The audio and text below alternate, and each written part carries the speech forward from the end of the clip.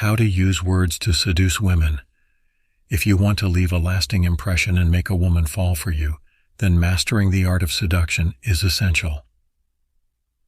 The power of words. Words are a potent tool when it comes to seduction. They have the power to capture a woman's attention and ignite her imagination. Use words to paint a visual picture of your desires and create an alluring atmosphere. The right tone and delivery. The tone and delivery of your words can make all the difference.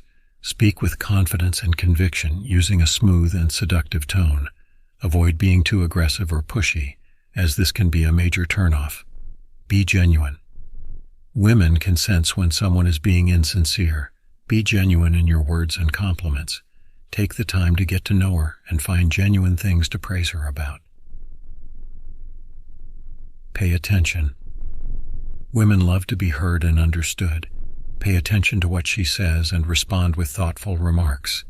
This not only shows that you are genuinely interested in her, but also helps you tailor your words to her likes and interests. Build emotional connection. Use words that build an emotional connection.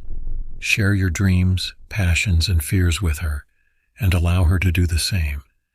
This will create a strong bond and make her feel connected to you. Use humor.